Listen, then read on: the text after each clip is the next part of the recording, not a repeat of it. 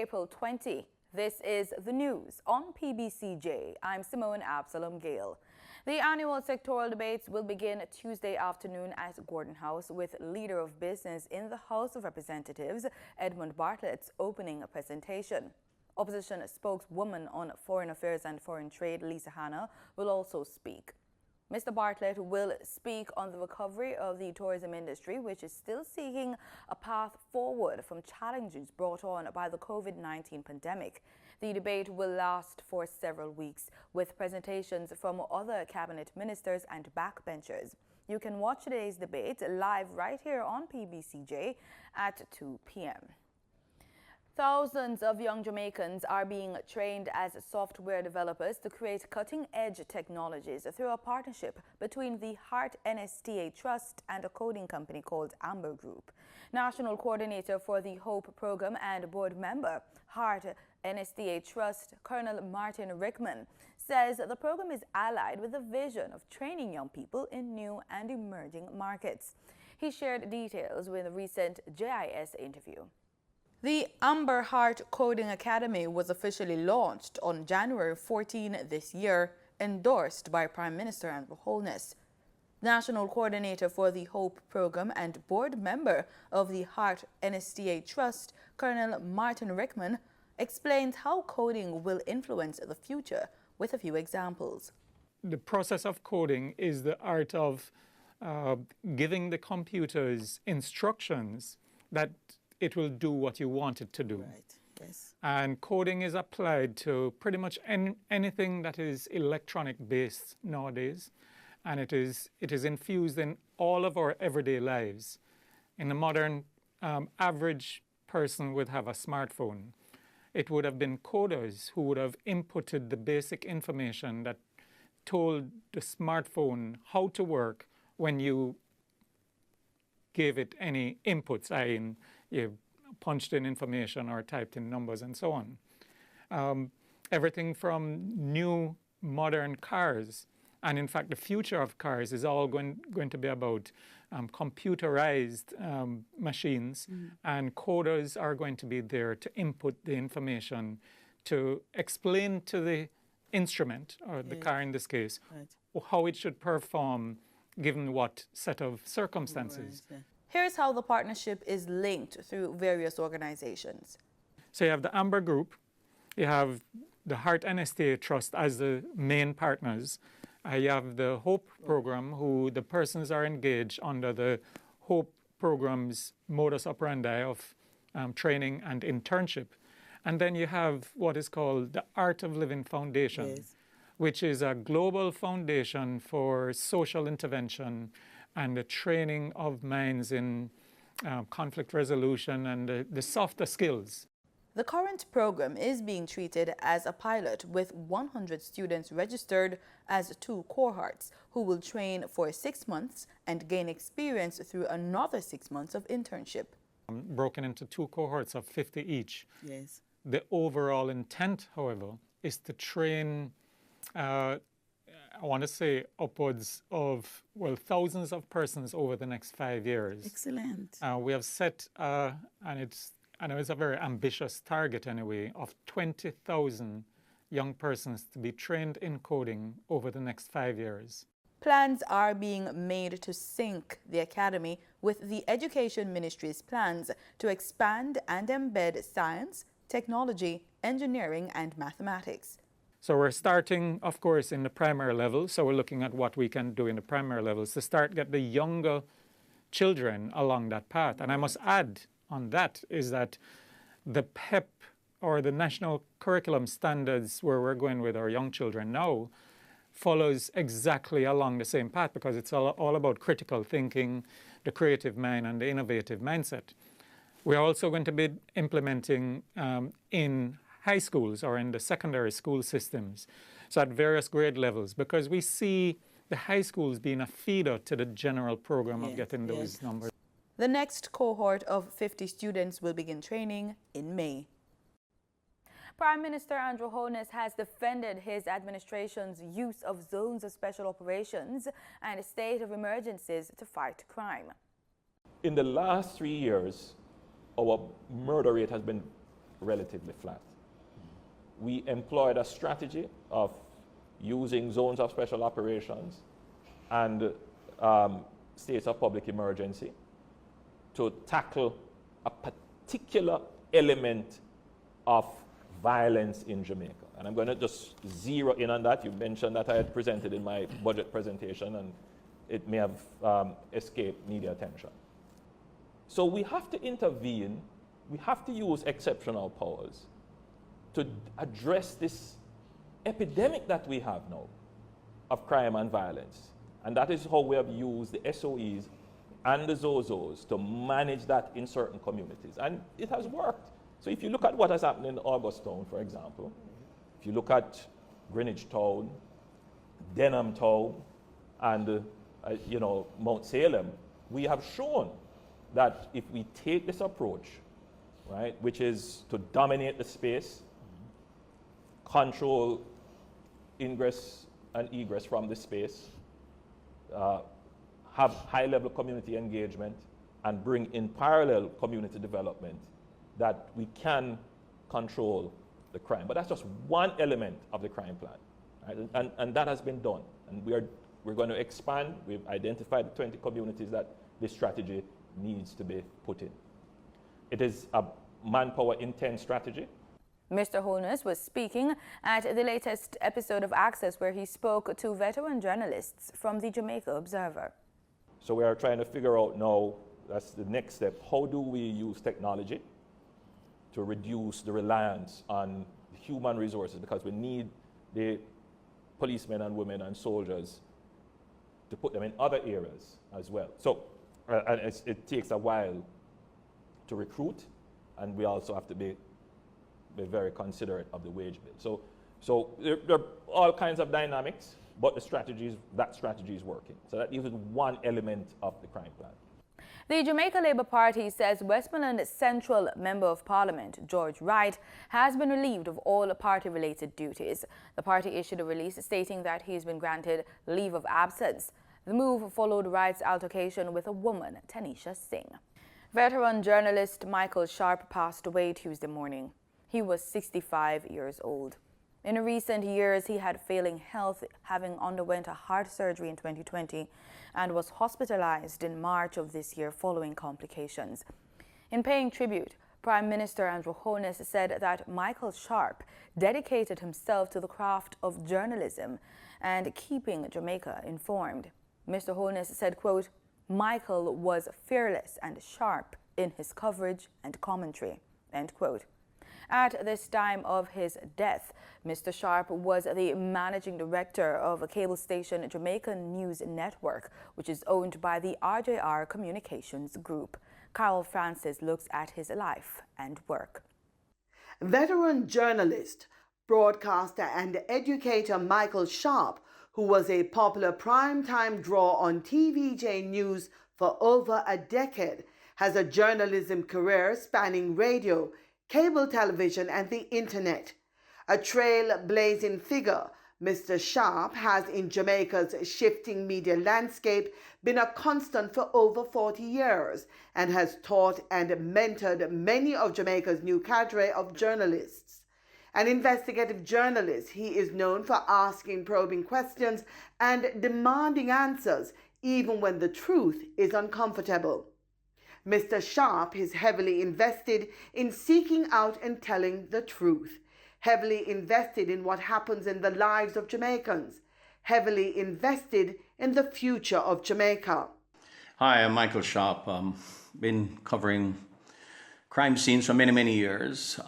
Has developed a form of immunity, if you may, and therefore it's easier for you to deal and go to the next one.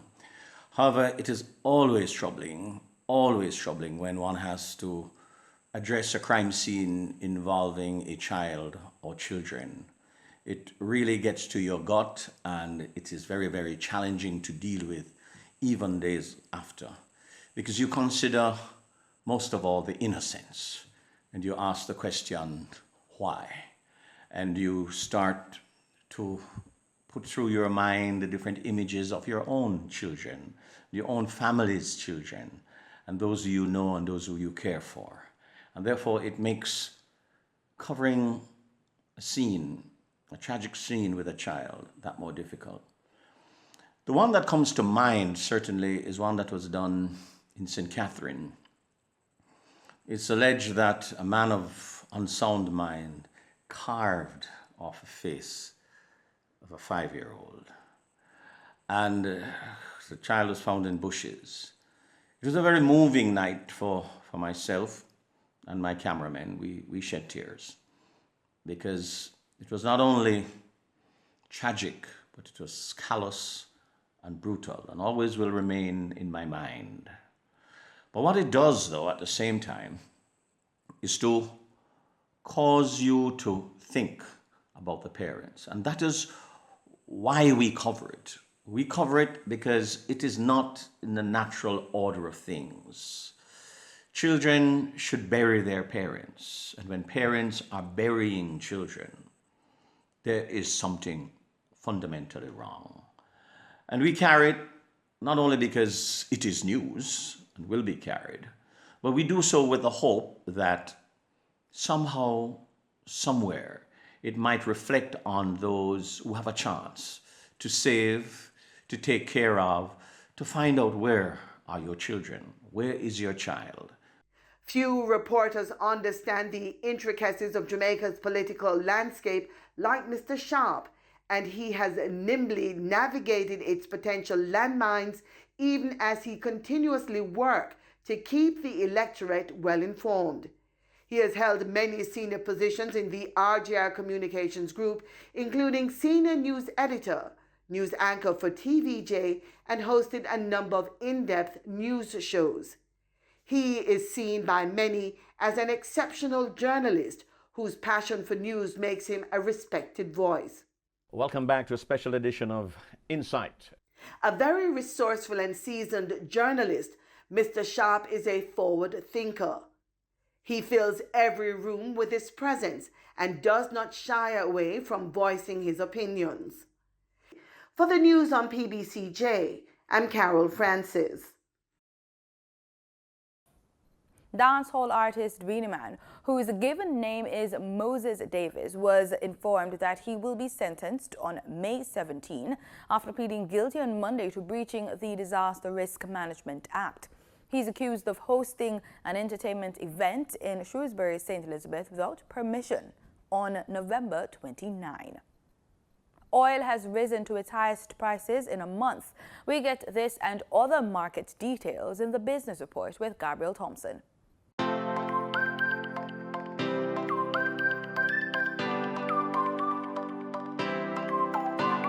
In Monday's trading session, the JSE combined index advanced by 570 points to close at under 400,000 units. Overall market activity resulted from trading in 97 stocks, of which 43 advanced, 30 declined, and 24 traded firm. The junior market index advanced by 25 points to close at just over 3,000 units. Stocks advanced for 138 Student Living Jamaica, Access Financial Services Limited, and AMG Packaging and Paper Company Limited. Stocks declined for Blue Power Group Limited, CAC 2000 9.5% preference shares, and CAC 2000 Limited. Trading firm were 1834 Investments Limited, Cargo Handlers Limited, and Siboney Group Limited. Trans-Jamaican Highway Limited was the volume leader with 3.4 million units, followed by Wigton Wind Farm Limited ordinary shares with 1.3 million units, and Mailpack Group Limited with over 500,000 units. In foreign exchange trading for Monday, April 19, the US dollar sold for an average $152.13. The Canadian dollar ended trading at $122.05. The pound sterling traded for $213.18, and the euro sold for an average $184.79.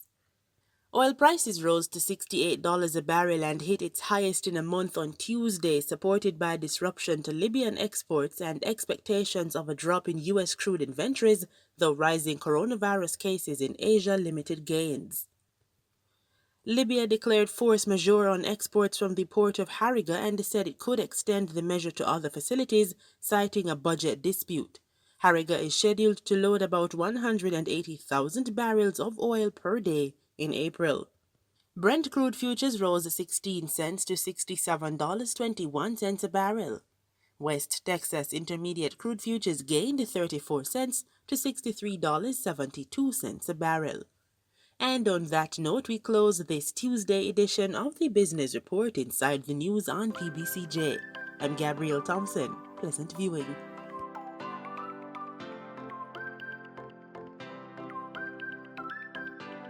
Over to news now from the region. In St. Lucia, students and teachers made their way back to physical classes on Monday, April 19, under strict COVID-19 protocols. Schools have been deemed by health officials as an area of low spread. School officials are keeping their fingers crossed for a seamless third term, with some students set to sit standardized tests. More in this report from HTS News Force. It's back to school for the nation's students, who were decked out in their protective masks and face shields in keeping with COVID-19 protocols. The first and second academic terms were both disrupted by nationwide COVID-19 outbreaks, forcing students to endure a learn-from-home modality. Now, the third term, described as a critical juncture in students' educational careers, according to President of the National Principals Association, Valerie St. Helen Henry, is being observed keenly to prevent a recurrence. We are going to keep our fingers crossed and keep praying that we make it face-to-face till the end of the term. Sanitizing, social distancing, and mask wearing form part of the rigid protocols in place to protect students. And while some schools will fully opened, others, like the Ave Maria Girls' School, will operate on an alternate schedule. So this term is critical. Most schools are expected to be looking at bridging the gap that has happened within the system in terms of the children, the gap in terms of what they have missed out on, making up for those areas that they are disadvantaged. Third term tests are front of the mind of officials, who are said to be still ironing out specifics for regional exams, while plans for local exams have been finalized. We still have a few concerns. We still have a few concerns as it relates to CXC. I think there are a few decisions that have to be taken as to the setup, the format of the exam. I think there's some discussion still not resolved, and in terms of when it's going to start as well. In terms of the common entrance exam, we have a date which is the 29th of June, and it's going to be a challenge, but I think we will persevere. We are very resilient, and the teachers on island are committed, dedicated, and they've been working very hard. The president of the National Principals Association noted the positive feedback from parents, students, teachers, and staff at welcoming students back into the physical plant. Meanwhile, Chief Education Officer Dr. Fiona Philip-Meyer spoke to the concerns of some parents who are not sold on physical classes.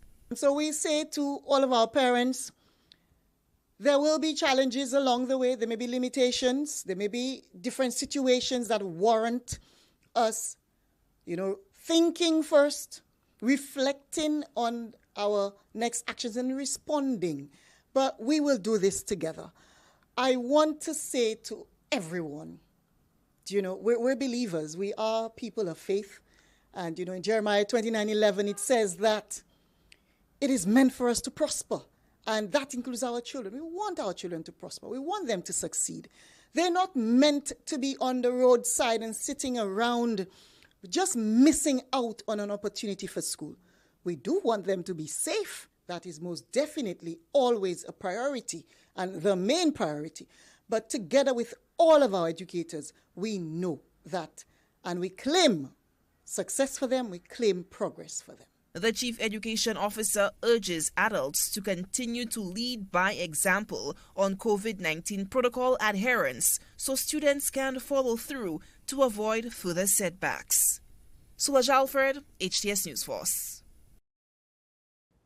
In Barbados, there are fears that the COVID-19 cluster from a church in the north of the country has the potential to get out of control, even as health authorities investigate the latest cluster involving some Cuban nurses at a testing facility. This disclosure comes from the island's chief medical officer, who did not go into details but revealed that the Ministry of Health and Wellness has had to turn to novel ways to track down church cluster contacts who are refusing to come forward. Emmanuel Joseph picks up that story. The chief medical officer told Barbados today that the ministry officials are using all the tools at their disposal to try to contact persons who are on their list but who have either not come forward or whose contact information was flawed.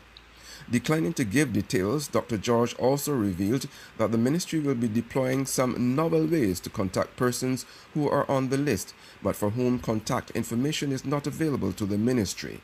The situation which has the potential to get beyond this is the church cluster, because there still remains a bit unknown, and persons have either used the opportunity to either go into obscurity or have not come forward. And these individuals know who they are. As I said, we will put some measures in place to try to see where possible we can contact these people.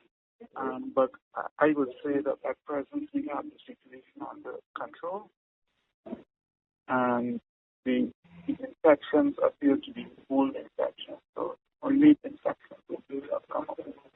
But despite the challenges faced in locating the other persons from the church cluster who may be infected by the virus, the government's chief medical advisor has still struck a chord of reassurance to Barbadians.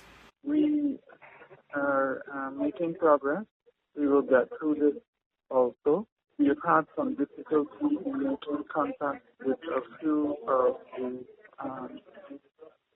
the contacts, and that's why the minister had appealed to persons who might have been in contact with persons from the church to report for testing.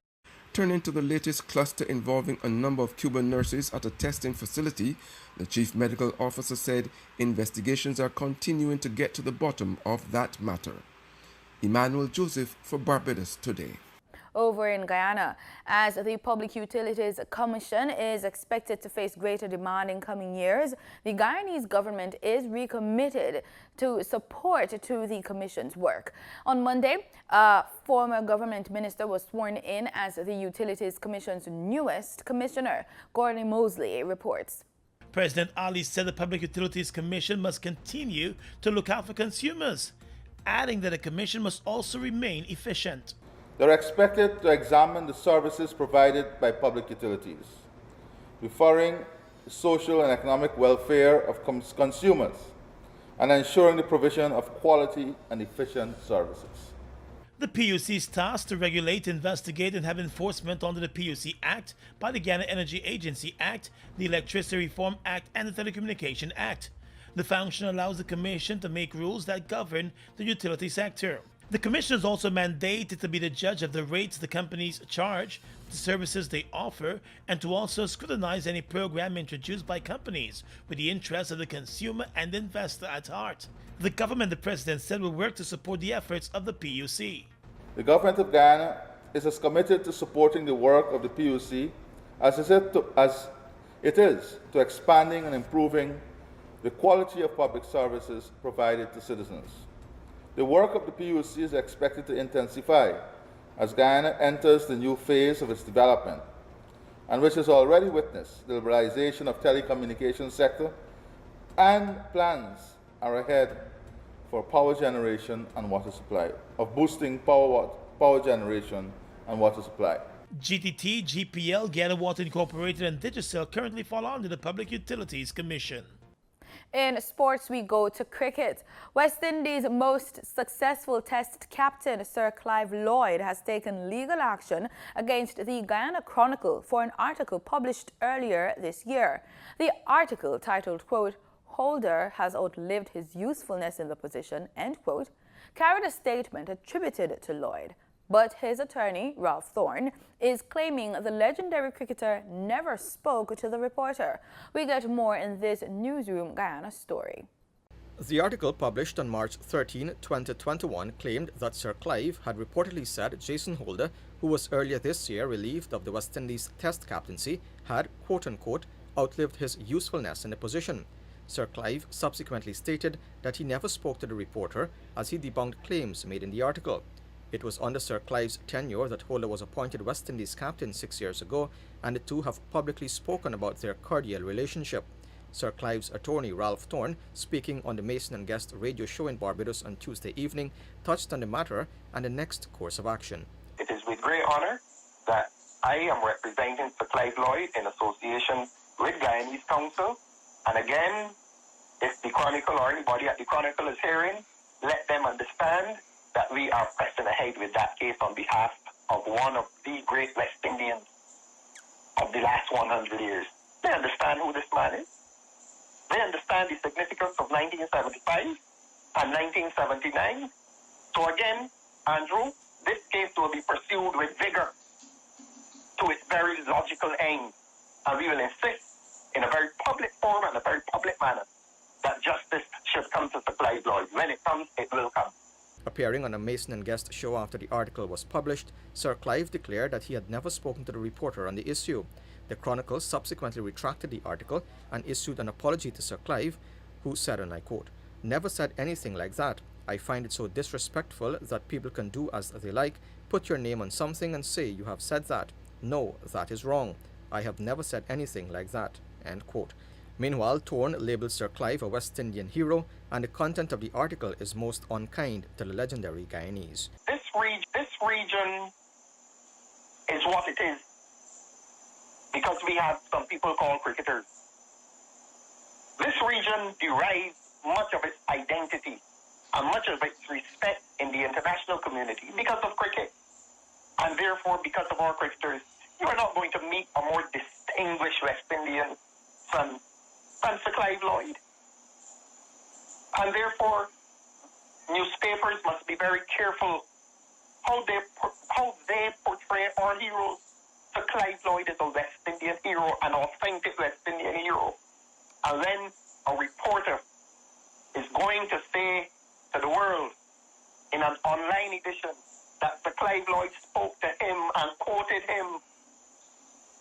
And I beg your pardon, he quotes Sir Clive Lloyd as having said that he disavowed, in the most vile language, well, indeed, in this context, that he disavowed Jason Holder. You know, that is unkind. That is unkind, not only because Sir Clive Lloyd is a West Indian hero, speaking about a West Indian captain, but Sir Clive Lloyd is a man entitled to his dignity. And Sir Clive Lloyd never said that. Sir Clive Lloyd is one of the most respected former cricketers. Apart from his success in leadership in the Test format, he led West Indies to 50-over World Cup success in 1975 and 1979. And that's the news. Pleasant viewing and keep safe.